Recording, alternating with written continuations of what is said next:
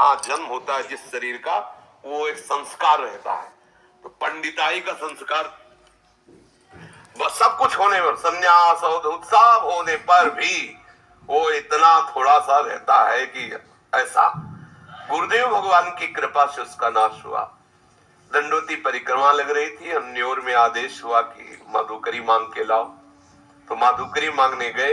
अब गुरुदेव ने कहा था कि ब्रजवासियों से कभी ये मत पूछना तुम किस जाति के हो, बस ब्रजवासी हैं, इतना ही परिचय काफी है।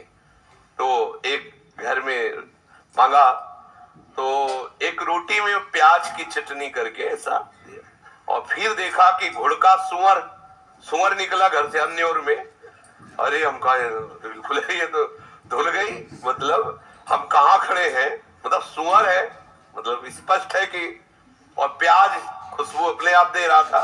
तो थोड़ा ऐसे करके गए, दूसरे घर में नहीं मांगा।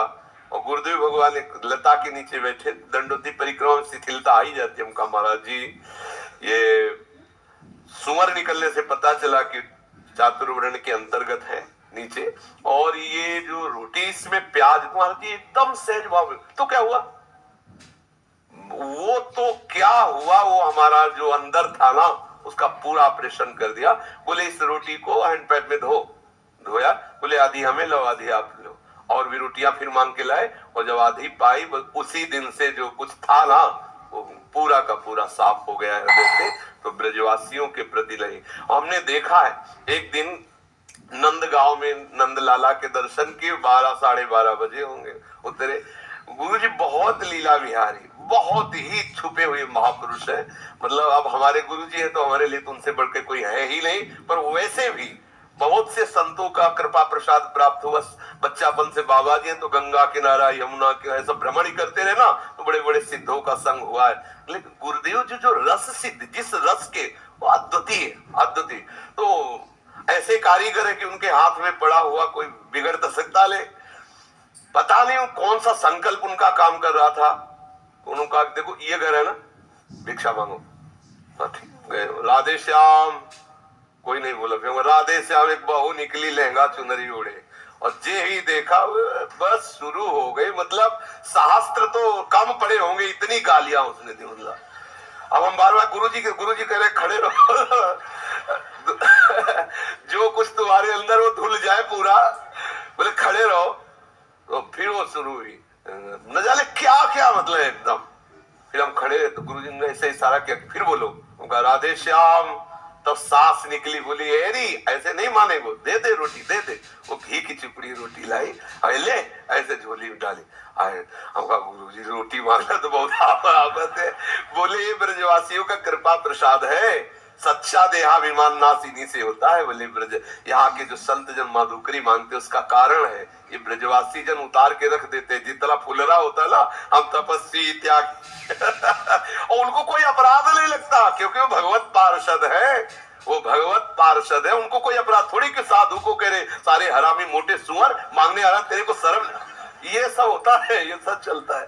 तो गुरुदेव भगवान जब रोटी पा रहे थे तो उस रोटी से जब आधी आधी दी तो उन्होंने कहा कि जानते हो ये रोटी प्रिया प्रीतम की प्राप्ति कराएगी। ये जो अपमान से मिली हुई जो ब्रजवासियों के टुकड़े हैं ये सीधे भगवत प्राप्ति कराएंगे। तो दोनों बातें ब्रजवासियों के प्रति उनका कटु व्यवहार और उनके पवित्रता पर विचार ना करके ये मेरे आराध्य देव है ऐसा। और फिर हमारे मन में आया कि अब बरसाना ठीक है, नंदगांव बहुत कड़ुआ है। अंदर आया, गुरुजी से तो नहीं कहा, पर अंदर बात आई कि लाडली जी के गांव में कभी कोई नहीं गाली देता। वहां तो और बाबा रुक और ले ले, सब्जी ले ले और रोटी। हमका यहाँ बड़े अक्खड़ है ब्रजवासी नंदगांव के। तो सुनो, जब अगली बार नंदगांव गए तो जानते हो ऐसा प्यार दिया एक ब्रजवासी ने नंदगांव के कि हम कैसे बताएं। जैसे पहले से इंतजाम हो, पीढ़ा बिछा के बैठा को पूरा हो। तो अंदर से रोए कि प्रभु हम आपके जनों को जान नहीं पाए। हम तो सोच रहे थे आगे बहुत कड़वे लोग हैं, बहुत प्यारे। ये जितने भी ब्रज 84 कोष के अंतर्गत है ये वास्तविक सच्चिदानंद प्रभु के निज पार्षद है। माया का पर्दा लगा जिससे हम जान न पाए। और यहाँ के पानी में गाली का प्रभाव होता है, यहाँ के पानी में है। अगर वाणी में माँ बहन की गाली ना आई तो असली ब्रजवासी है नहीं, पक्का समझ ले। अगर असली ब्रजवासी की पहचान देखनी है और उसको छेड़ दो तो चाहे तुम जितने बड़े परमहंस हो, 2-4 गाली तो दे ही देगा वो। समझ लेना पक्का ब्रजवासी का खून है। उसे छेड़ दो थोड़ा, हट तो जैसे सारे बहन और माँ की, और फिर ऐसे वो धुल के रख दे। पक्का ब्रजवासी। आप गांव के ब्रजवासी छोरों को देखो, वो आपस में बात करते हैं, तब देख लो भाई भाई से बात कर रहे हैं तो भी 10-5 बार तो निकल ही जाएगा। इस पानी का प्रभाव है कि वाणी में कठोरता का वर्णन, और हृदय इतना द्रवित है पूछो मत। सच्ची बात मानना, ये साक्षात प्रिया प्रीतम के पास जहां 10-20 बच्चे बच्चियां खेलती हुई मेरी लाडली लाल जरूर वहां खेल रहे होंगे।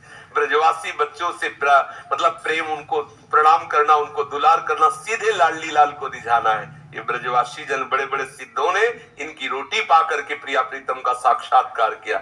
आज भी हमारे सदगुरुदेव भगवान ब्रजवासियों का ही अन्न पाते हैं। तेहरा गांव में आप स्वयं जाते हैं और वहां जाकर भिक्षावृत्ति करते हैं, साल भर के लिए तो अन्न आ जाता है, और उसी अन्न से आज भी गुरुदेव, कुछ समय पहले तक ऐसा था, हम लोग भी मांग के लाए हैं चून, आदेश होता तो जाते थे, पूरे गांव से थोड़ा थोड़ा चून मांग के लाए, उसी से गुरुदेव आज भी अपने उदर में ब्रजवासियों का। पंडित रामकृष्ण बाबा बड़े बड़े सिद्ध हुए इन्हीं ब्रजवासियों की जूठन से। कभी इनके प्रति ऐसा भाव न करे कि जूता पहने या बीड़ी पी रहे हैं या नहाए हैं कि नहीं नहाए, ये भगवत स्वरूप है। किस जाति की ये भी नहीं देखना। जो हमें महापुरुषों से सुनने को मिला, श्री हरिराम व्यास जी कह रहे, व्यास बड़े तेई जना ब्रजते अनत न जाही, वृंदावन के स्वपच लो जूठन मांगहि खा।